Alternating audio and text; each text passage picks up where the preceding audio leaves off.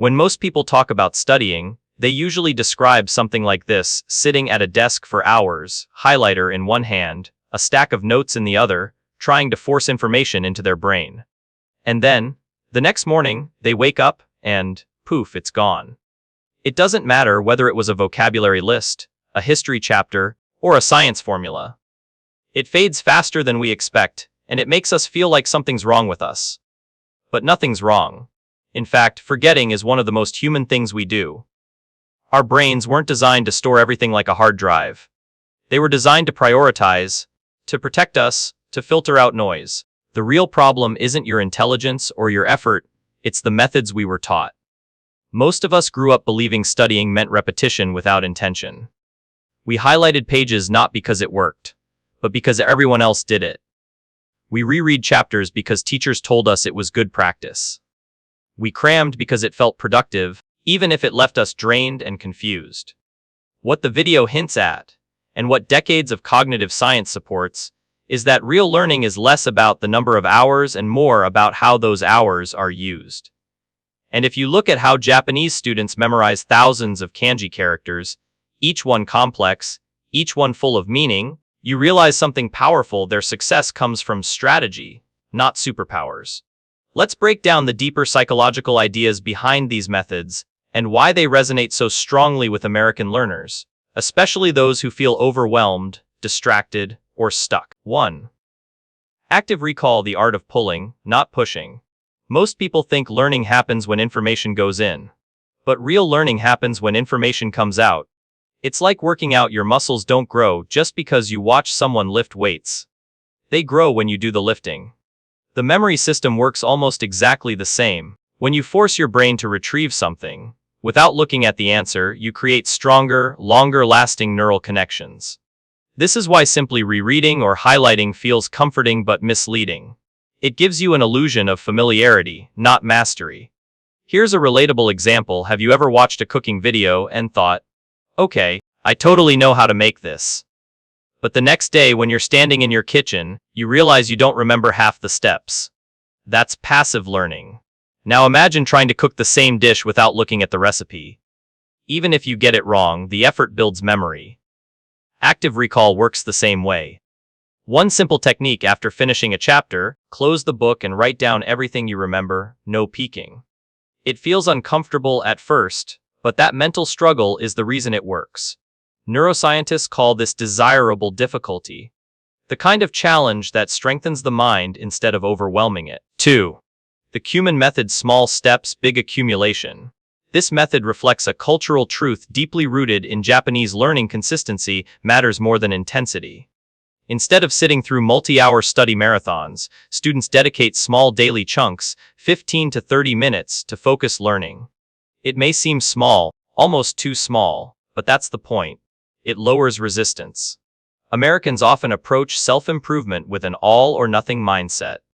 I'm going to study for 5 hours today sounds good in theory, but it collapses the moment life gets busy.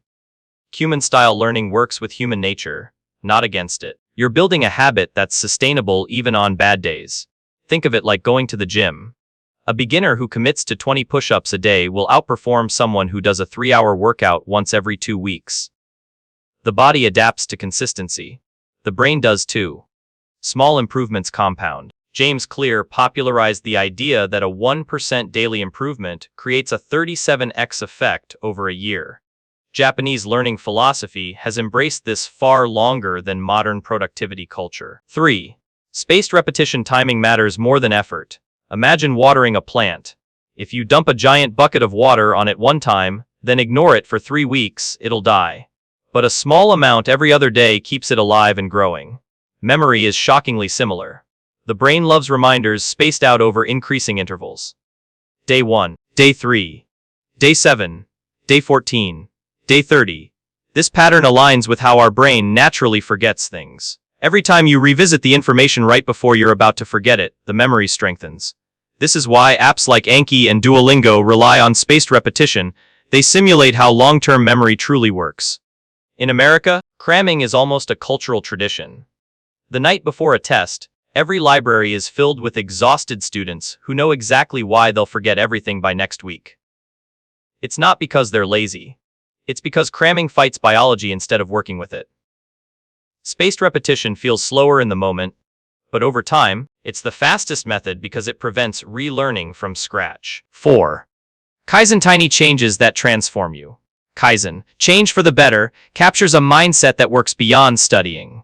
It's a philosophy of incremental progress, of being patient with yourself while demanding consistency. You don't need a 5-hour study session.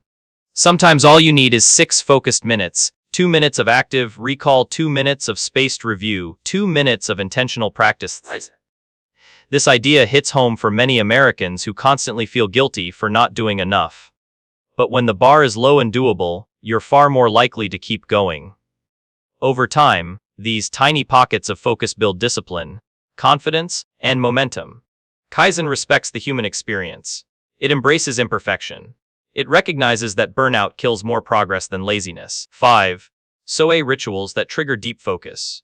Here's something most people never think about: your brain loves patterns. It loves cues. Small signals, lighting a candle, sitting at the same desk, using the same pen, can shift your mind into focus mode. This is why people who go to the same coffee shop every morning often find themselves more productive there. Their brain has learned this is where we get things done. Japanese students use these rituals intentionally. They build a study environment that tells their mind, it's time to learn. In the US, distractions are everywhere: phones buzzing, TVs in the background, open tabs multiplying. A simple focus ritual can be a powerful antidote. Even something as small as wearing the same hoodie during study time creates a mental anchor.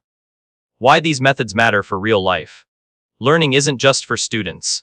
Adults relearn constantly: new skills at work, new habits, new responsibilities. These 5 techniques help anyone who feels overwhelmed by information.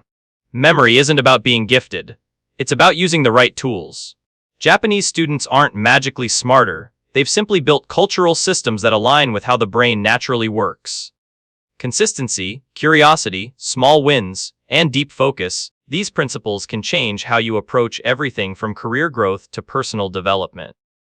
When learning stops feeling like a chore and becomes a rhythm, a ritual, even a quiet form of self-care, you finally begin to realize that your brain was never the problem.